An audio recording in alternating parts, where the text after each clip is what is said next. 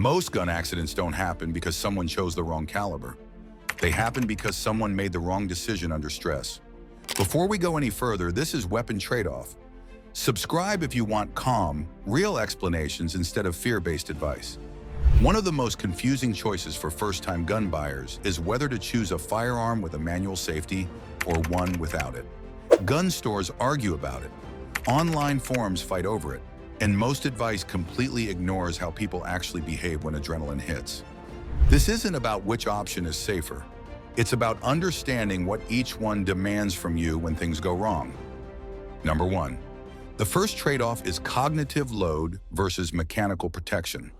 A manual safety adds a physical barrier between the trigger and a discharge. That sounds reassuring, especially for people worried about accidents, children, or inexperienced handling. But a safety also adds a step. One more action that must happen correctly before the gun fires. Under stress, the brain doesn't perform checklists. It defaults to habits. A gun without a manual safety removes that extra step. If the trigger is pressed, the gun fires. Simple, direct, no switches to remember. The trade-off is clear. Manual safeties reduce risk when handling is imperfect. No safety designs reduce risk when decision-making is delayed. Neither option removes responsibility. They just move it to different moments. Number 2, stress changes memory more than people admit. Many buyers say, "I'll just remember to disengage the safety."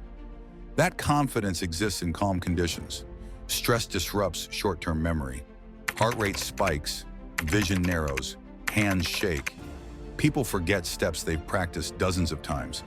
Some people forget safeties entirely. Others disengage them automatically because of training. The difference isn't intelligence, it's repetition and realism. The trade-off here is reliance on memory versus reliance on instinct. If disengaging a safety isn't a deeply ingrained habit, it becomes a liability.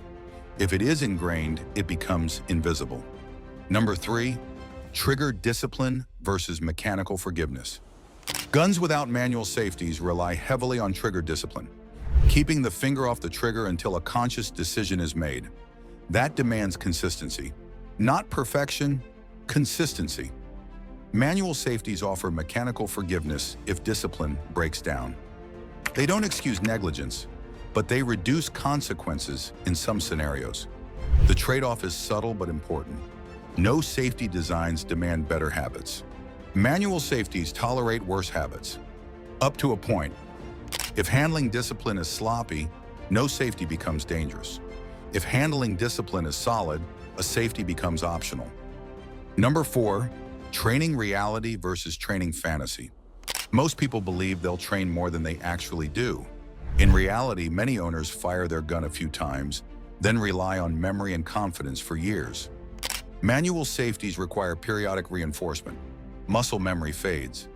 If you don't practice disengaging the safety, hesitation creeps in. No safety designs reduce the need for ongoing manipulation training, but increase the need for safe handling habits. The trade-off is ongoing practice versus ongoing awareness. If training will be rare, complexity becomes risky. If training will be consistent, complexity becomes manageable. Honesty here matters more than brand choice. Number 5, home environment changes the equation. Homes aren't sterile environments. Kids, guests, fatigue, distractions. Manual safeties often provide psychological comfort in these environments. Owners feel safer knowing there's an extra barrier. That comfort can be real or false. A safety doesn't replace proper storage. A lack of safety doesn't eliminate the need for caution. The trade-off is perceived safety versus actual control. People sometimes rely on safeties instead of storage. That's a mistake. Others fear no safety designs even when storage is excellent. That's also a mistake. The environment matters more than ideology. Number 6, speed versus certainty. In defensive situations, speed matters, but not as much as clarity. No safety designs allow immediate action. No decisions, no checks. Pressing the trigger is the only action. Manual safeties require confirmation. That can slow response slightly or prevent a negligent discharge entirely. The trade-off isn't speed versus safety, it's speed versus certainty. Some people want instant readiness, others want confirmation before commitment. Neither preference is wrong, but ignoring it leads to hesitation or regret. Number 7, stress reveals default behavior. Under pressure, people don't become tactical. They become automatic. If your default behavior includes sweeping a safety, you'll likely do it without thinking. If it doesn't, you may forget entirely. No safety designs assume your default behavior is sound. Manual safeties assume your default behavior needs a backup. The trade-off is trust in yourself versus trust in the mechanism. This isn't about ego, it's about realism. Number 8, negligent discharges versus delayed responses. Most accidental discharges happen during handling, not defensive encounters. Manual safeties reduce risk during administrative handling, loading, unloading, moving the firearm. No safety designs reduce risk during defensive use. Fewer steps, fewer chances to freeze. The trade-off is where risk is concentrated. Do you want more protection during everyday handling or more certainty during rare emergencies? Both risks exist. You choose which one you're managing. Number 9, consistency across platforms. Some shooters own multiple firearms, different safeties, different controls, different trigger systems. Manual safeties add inconsistency across platforms.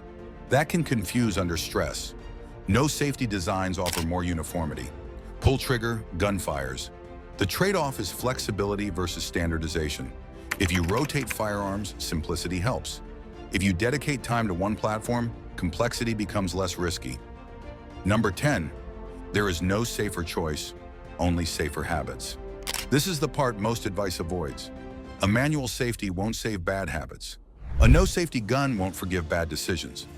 Safety is a system: storage, handling, training, and mindset. The real trade-off is accountability. Manual safeties shift some responsibility to the gun. No safety designs place all responsibility on the user. Neither removes the consequences of mistakes. If you want extra protection during handling and peace of mind around others, manual safeties make sense.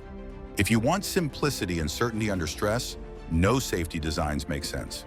The mistake is believing either choice removes risk. Weapon trade-off exists to make those costs visible before assumptions turn into accidents. If this helped you think more clearly, subscribe to Weapon Tradeoff. We break down firearm decisions by the trade-offs that actually matter, not the arguments people shout about online.